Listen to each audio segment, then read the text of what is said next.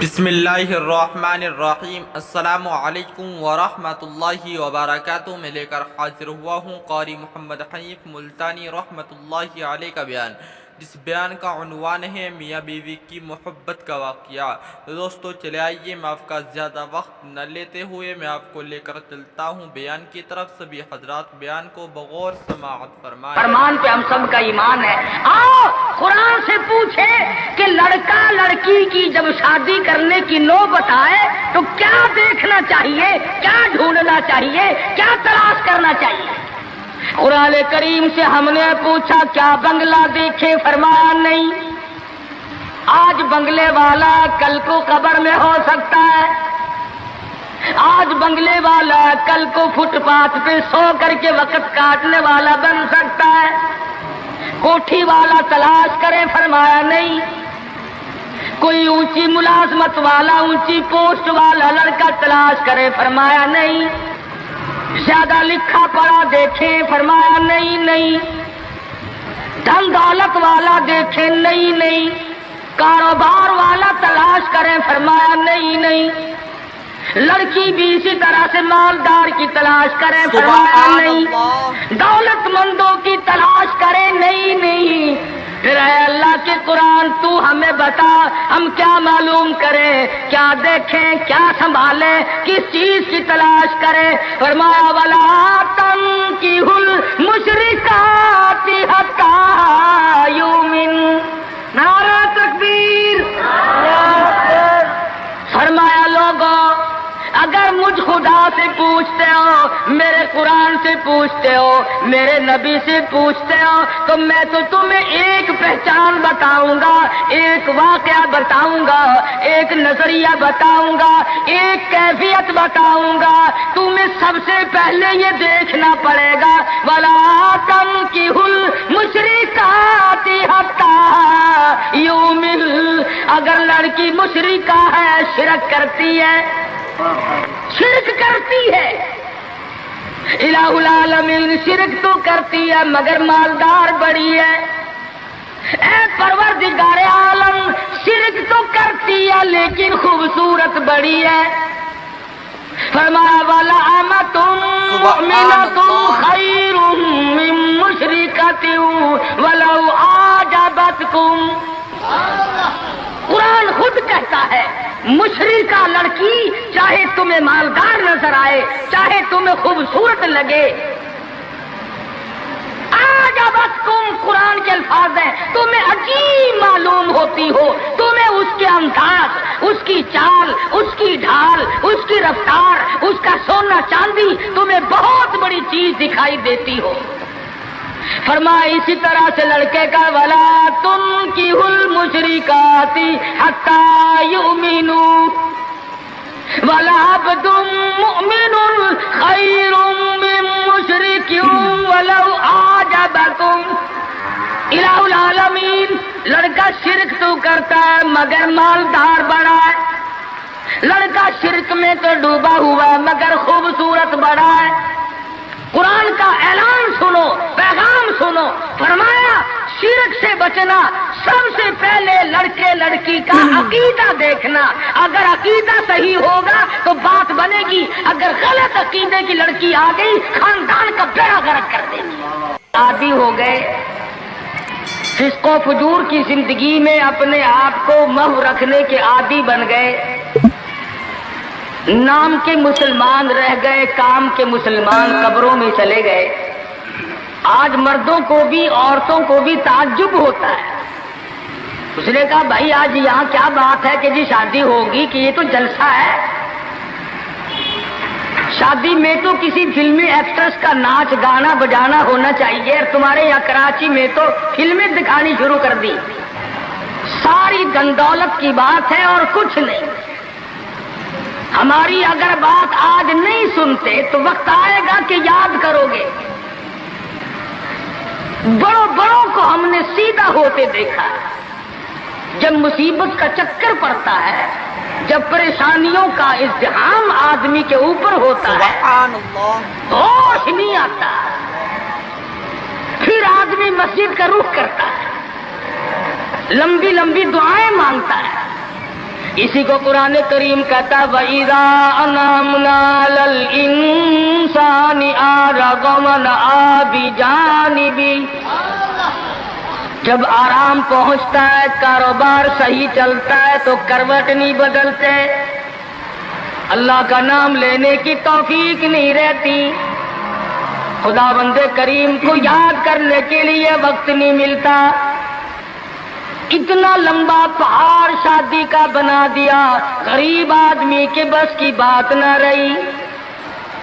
قرآن کریم کہتا ہے بادشاہت موجود ہو، دولت موجود ہو، سارا کاروبار صحیح چلتا ہو، وَإِذَا أَنْعَمْنَا عَلَى الْإِنسَانِ أَعْرَضَ وَنَأَىٰ بِجَانِبِهِ،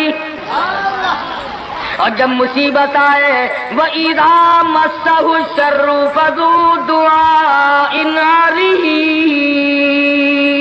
ماشاءاللہ بڑی لمبی لمبی دعائیں مانگتا ہے، سجدے میں پڑھ کے روتا ہے، اے پروردگار، او میرے رب، میرے حال پہ کرم فرما۔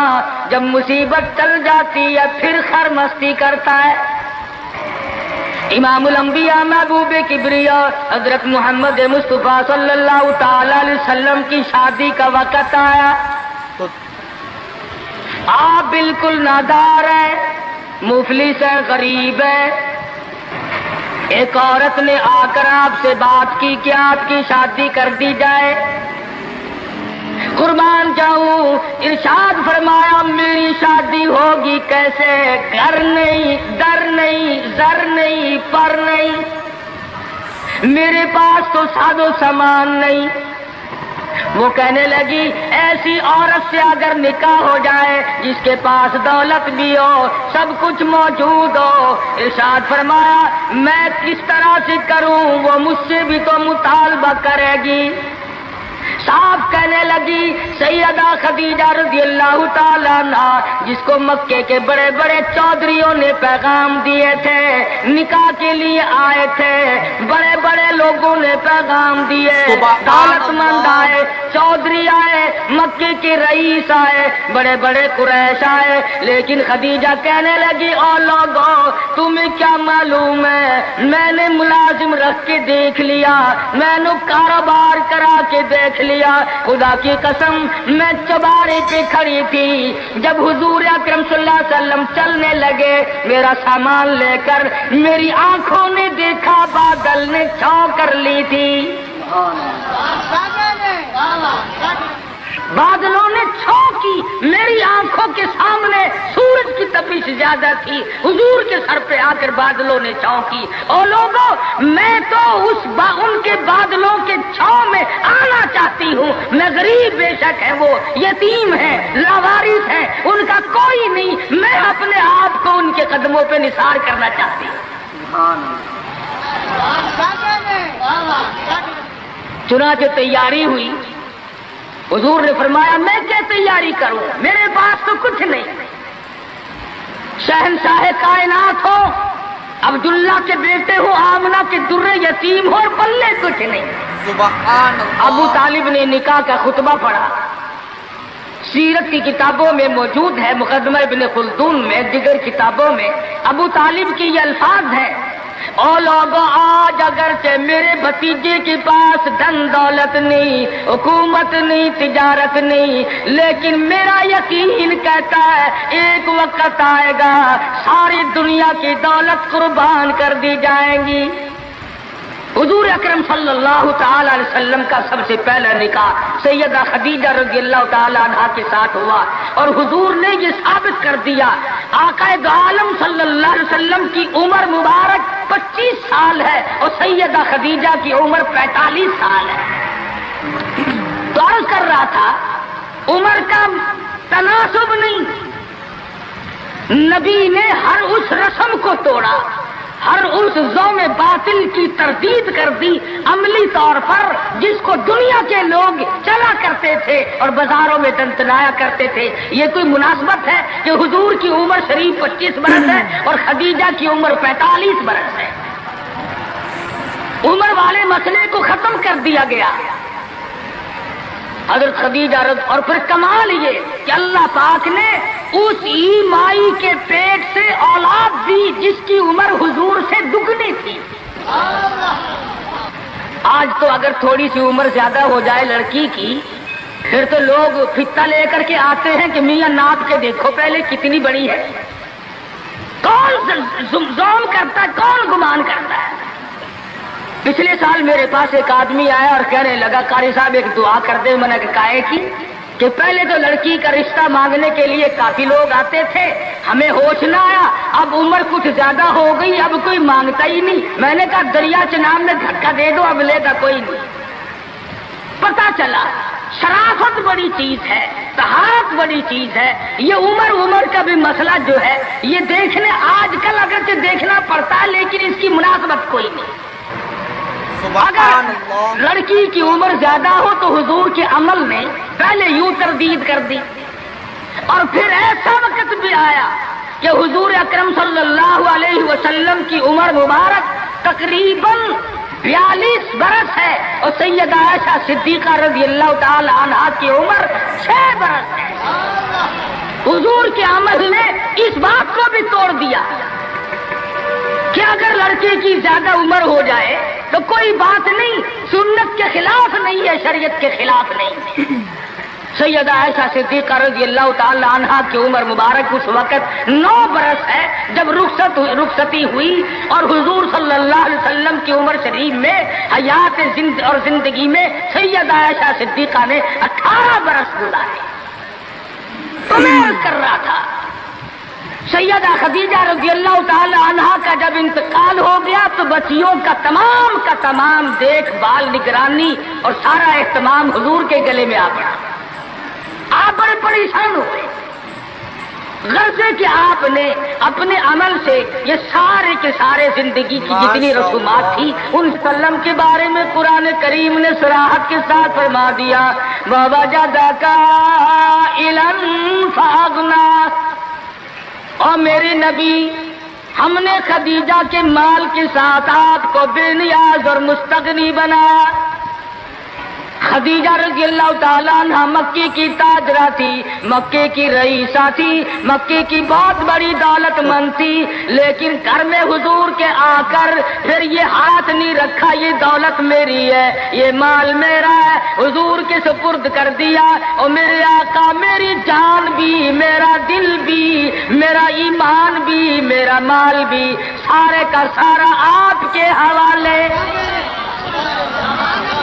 سیرت کی کتابوں میں موجود ہے، حضور نے فرمایا خدیجہ عورت ذات ہے، میرے حوالے مال کرے گی، کل کو ختم ہو جائے گا، پچھتائے گی۔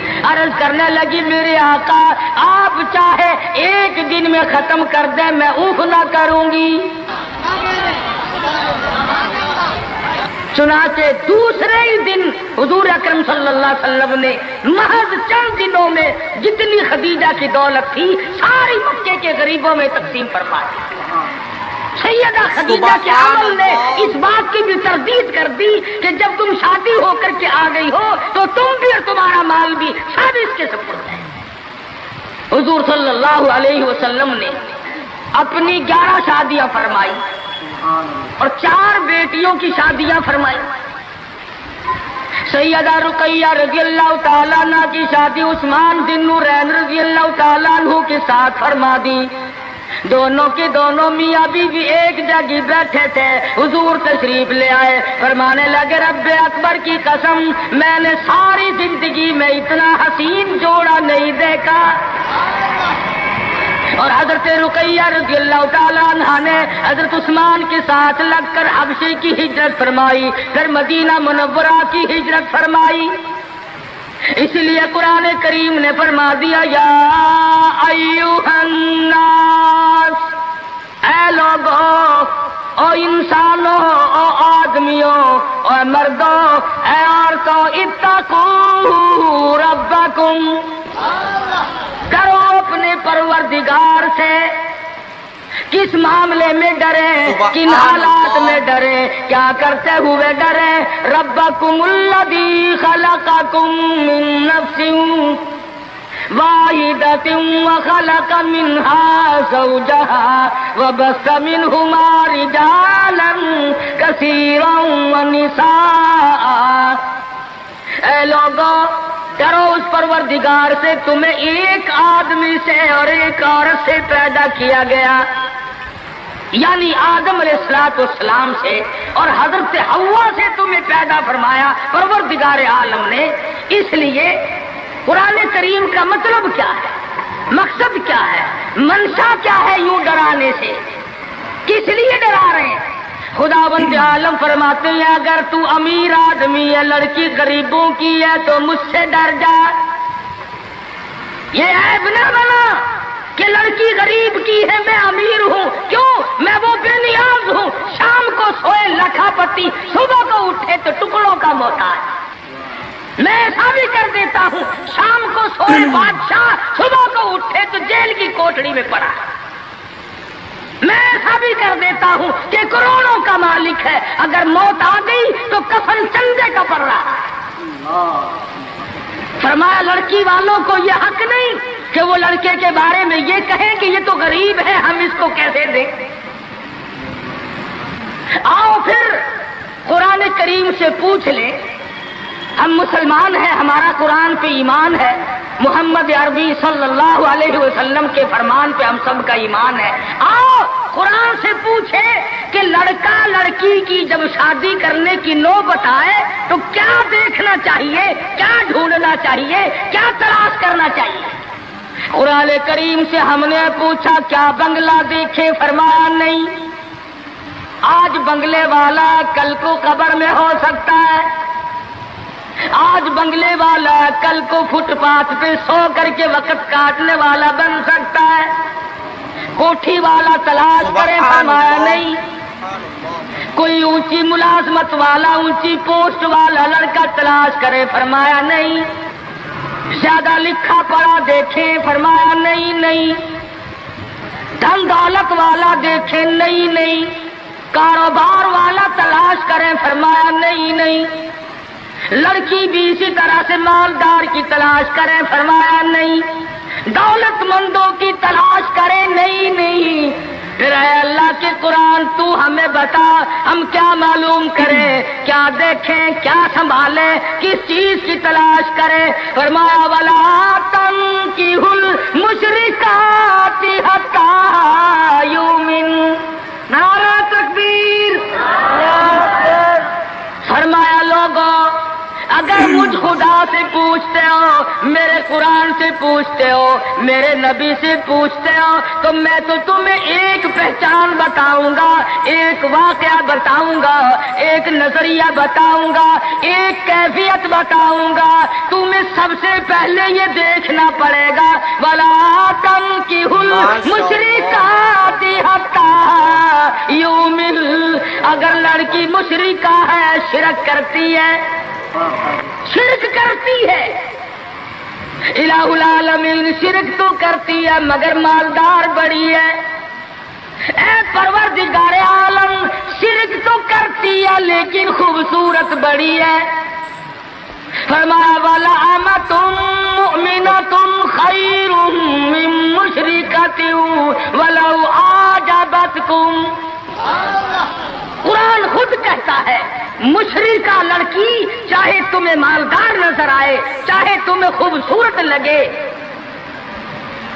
آجابتکم قرآن کے الفاظ ہیں، تمہیں عجیب معلوم ہوتی ہو، تمہیں اس کے انداز، اس کی چال، اس کی ڈھال، اس کی رفتار، اس کا سونا چاندی تمہیں بہت بڑی چیز دکھائی دیتی ہو۔ فرمایا اسی طرح سے لڑکے کا وَلَا تُنكِحُوا الْمُشْرِكَاتِ حَتَّىٰ يُؤْمِنُوا وَلَعَبْدٌ مُؤْمِنٌ خَيْرٌ مِّن مُّشْرِكٍ وَلَوْ أَعْجَبَكُمْ۔ الہ العالمین لڑکا شرک تو کرتا ہے مگر مالدار بڑا ہے، لڑکا شرک میں تو ڈوبا ہوا ہے مگر خوبصورت بڑا ہے۔ قرآن کا اعلان سنو، پیغام سنو، فرمایا شرک سے بچنا، سب سے پہلے لڑکے لڑکی کا عقیدہ دیکھنا، اگر عقیدہ صحیح ہوگا تو بات بنے گی، اگر غلط عقیدے کی لڑکی آ گئی خاندان کا بیڑا غرق کر دے گی۔ حافظ جمال صاحب بول عیسیٰ قلندر رحمت اللہ علیہ پانی پت میں مزار ہے، میں اب ہندوستان گیا تھا تو اب بھی حاضری دینے گیا تھا۔ ہم اولیاء کرام کو بڑا مانتے ہیں، میں بول عیسیٰ قلندر رحمت اللہ علیہ کے مزار پہ گیا اور رات وہیں ٹھہرا۔ مولانا حالی پانی پتی کی قبر بھی وہی اور بول عیسیٰ قلندر کا مزار بھی وہی۔ تو لکھا ہے کہ جس وقت بول عیسیٰ قلندر رحمت اللہ علیہ پیدا ہوئے تو بڑے روئے، بہت روتے تھے۔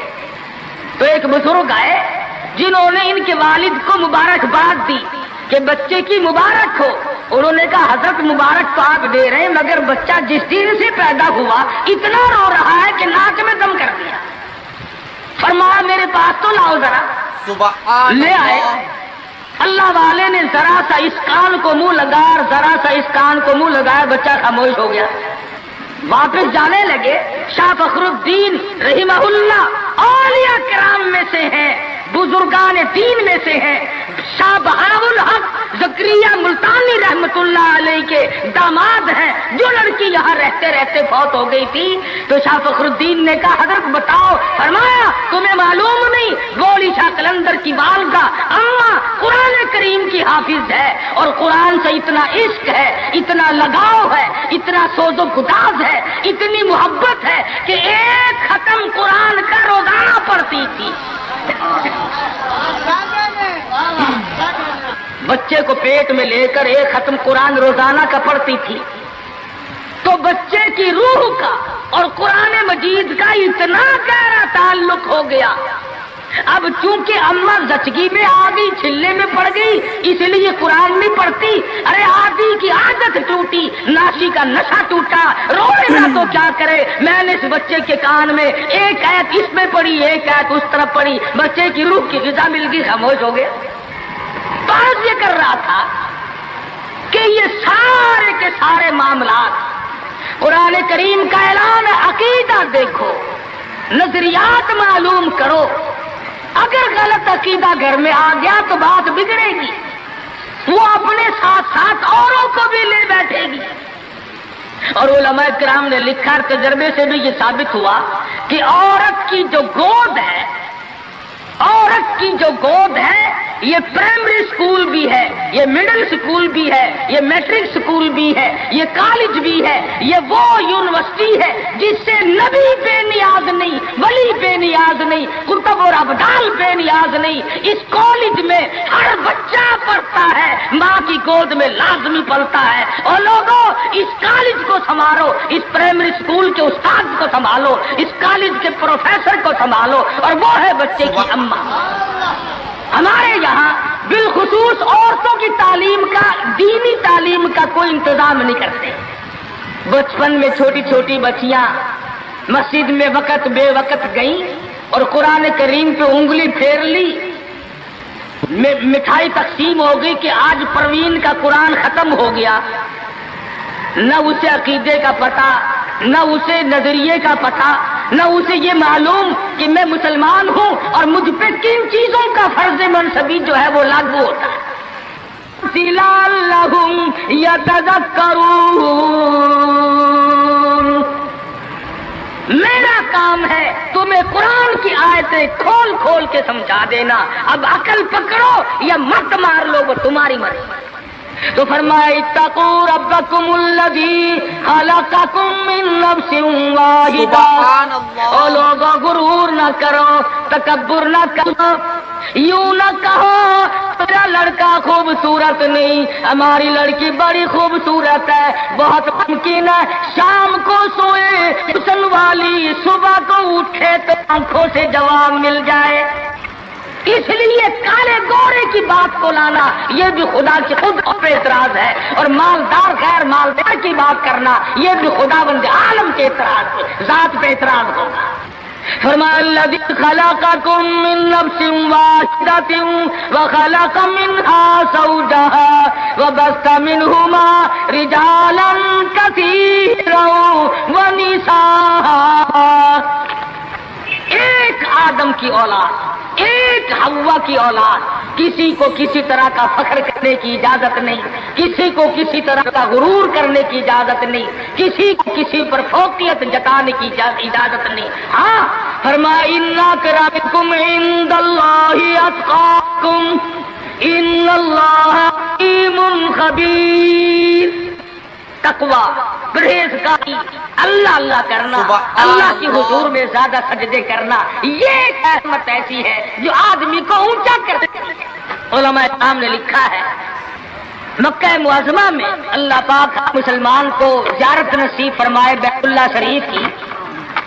آمین بھی نہ کہیو، عقیدے میں آمین بھی مہنگی ہو گئی ماشاءاللہ، اور ساری چیزیں تو مہنگی ٹھیک ہے، چلو تمہارے یہاں آمین بھی مہنگی ہو گئی.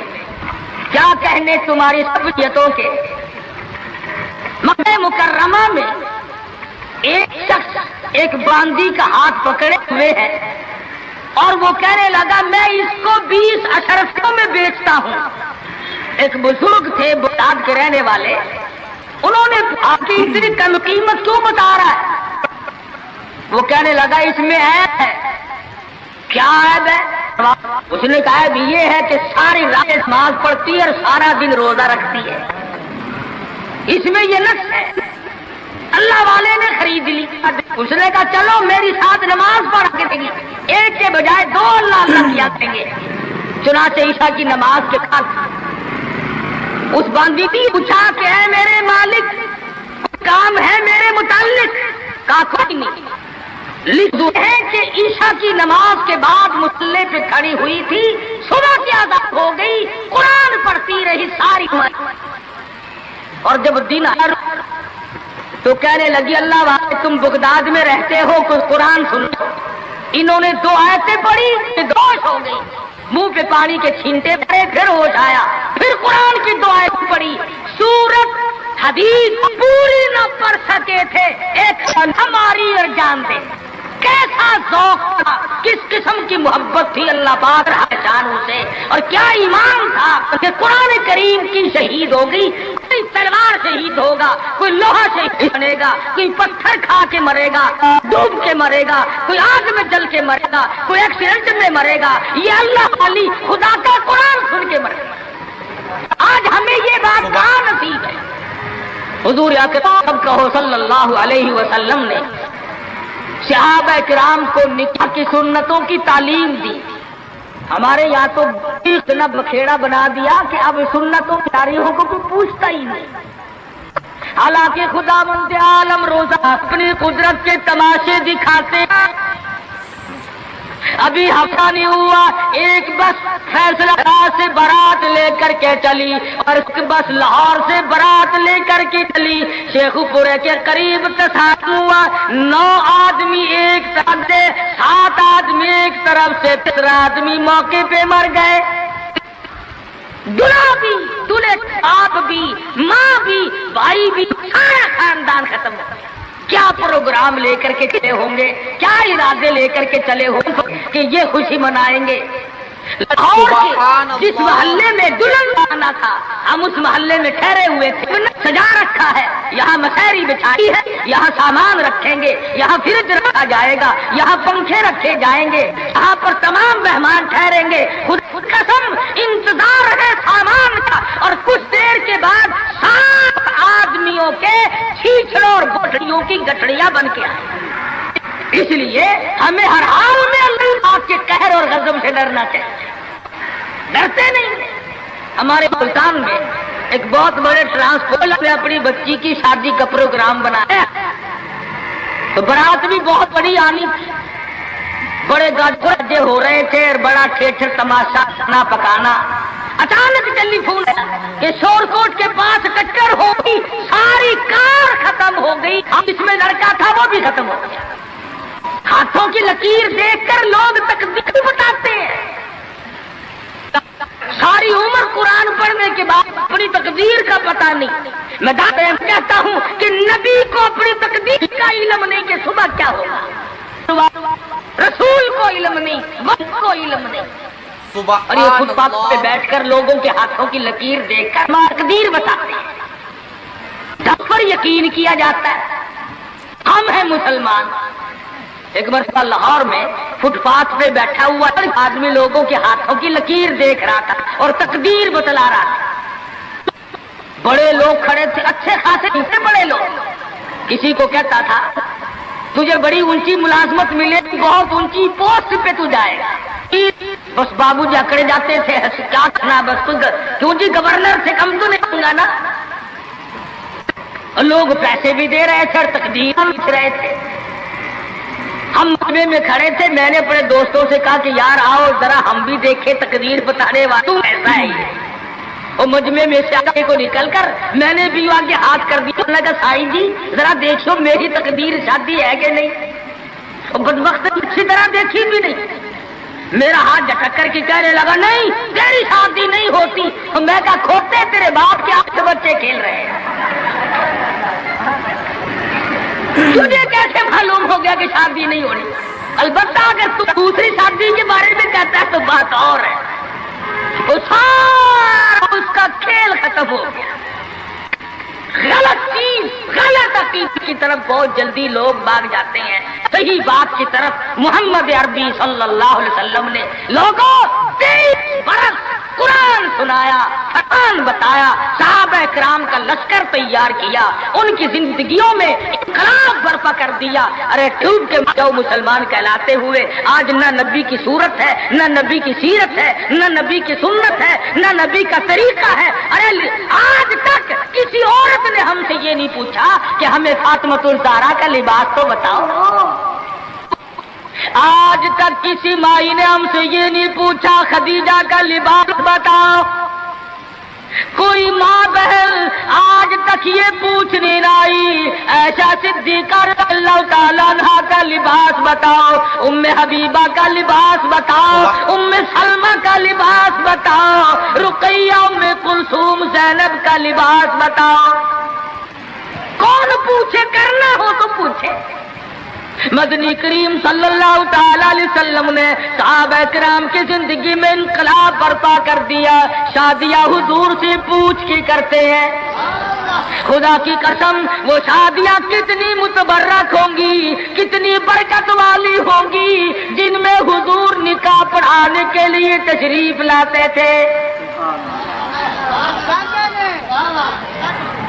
صحابی ہے مدنی کریم صلی اللہ علیہ وسلم کا، غریب ہے، نادار ہے، شکل کا بھی ایسا ہی ہے، چھوٹے سے قد کا صحابی ہے مگر حضور کا دیوانہ. دریائے کرم جوش میں آیا، فرمایا جلیبی تم نے شادی کی کہ نہیں؟ عرض کیا یا رسول اللہ میری شادی کون کرے، غریب ہوں، نادار ہوں، مفلس ہوں. فرمایا جا فلاں صحابی کے پاس چلا جا، اس کے پاس لڑکی ہے، میری طرف سے جا کے پیغام دے دے. اس نے پیغام دیا، منظور ہو گیا، بڑا خوشی خوشی آیا، آ کے کہنے لگا کالی کملی والے صلی اللہ علیہ وسلم میرا کام بن گیا، میرا گھر بسے گا، میری چوک بسے گی، میرا گھر آباد ہوگا، مگر میرے پلے کچھ نہیں. فرمایا جا عثمان غنی سے 300 درہم قرض لے لے، تیرا قرض میں محمد الرسول اللہ ادا کروں گا. وہ کتنے خوش نصیب ہوں گے لوگ جن کی امداد شادی میں حضور فرمائے اور ضامن بن رہے. عثمان غنی کی خدمت میں گئے رضی اللہ تعالی عنہ کہ مجھے حضور نے بھیجا ہے 300 درہم قرض دے دے. حضور نے مانگا ہے، حضور ضامن ہے صلی اللہ علیہ وسلم. 300 لے کر کے بازار گیا، کچھ کپڑا خریدا، کچھ برتن لیے، کچھ ساز و سامان بنایا، جھوپڑی کی تیاری کی. اتنی دیر میں مدینے میں اعلان ہو گیا انفروا فی سبیل اللہ، اور مسلمانوں آؤ میدان میں. کفر نے اسلام کو للکارا ہے، تیار ہو جاؤ لڑائی کے لیے۔ کیسے ذہن بنا دیے تھے مدنی کریم صلی اللہ علیہ وسلم نے، جو کسی کے فرمان پہ مار کھائی جائے بڑی لذت آتی ہے۔ صحابی حضور کی خدمت میں نہیں جاتا اور میرے آقا جہاد میں جاؤں یا شادی کروں، آپ مجھے حکم دیں جو فرماؤ گے کروں گا۔ حضور کی خدمت میں نہیں جاتا، شادی کا پروگرام خود بخود ملتوی کر دیتا ہے۔ اسلام کی عظمت بڑی شے ہے، شادی کے مقابلے میں کوئی شے نہیں۔ زیور واپس کر دیے، کپڑا واپس کر دیا، برتن واپس کر دیے، گھوڑا تلوار لی، میدان جہاد میں سب سے آگے جا کے ٹکرا گیا اور زخم کھا کر شہید ہو رہا ہے۔ حضور میدان جہاد میں تشریف لائے، فرمایا میرا دیوانہ شادی میں مصروف ہوگا۔ کسی نے جواب دیا نہیں، فجرحت جرحا شدیدا، یا رسول اللہ ہمارے ماں باپ آپ پہ قربان ہو جائیں، وہ پیچھے نہیں، وہ تو 80 کے قریب زخم کھائے ہوئے نڈھال پڑا ہے۔ تلواروں تیروں کے 80 کے قریب زخم آئے۔ رحمت دو عالم صلی اللہ علیہ وسلم کا دریائے کرم جوش میں آیا، فرمایا اٹھا کر کے جلدی میرے پاس لے آؤ۔ صحابہ اٹھا کے لائے، رحمت والی گود میں سر رکھ دیا۔ اور لوگوں کوئی اسپتال میں دم توڑے گا۔ دوستو اگر آپ کو یہ ویڈیو پسند آئی ہے تو لائک کریں، شیئر کریں، کمنٹ کریں اور ہمارے اس یوٹیوب چینل کو سبسکرائب کرنا نہ بھولیں۔ تو ملتے ہیں اگلی ویڈیو میں۔ السلام علیکم ورحمۃ اللہ تعالی وبرکاتہ۔